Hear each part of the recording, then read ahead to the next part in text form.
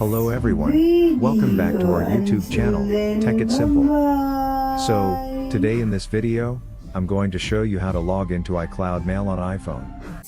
To get started, let's open the Settings app. Here, click on the Apple ID profile icon, and then tap on iCloud. In this interface, tap on iCloud Mail. For now, it is turned off. To log into iCloud Mail, you need to turn it on to use it on this phone. So, click on it to turn it on. After you have successfully turned on iCloud Mail to use on this iPhone, go to your Mail app.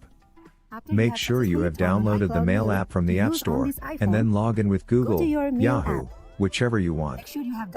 So, that's it for today. If you guys like this video, do not forget to like, comment, and subscribe to our channel.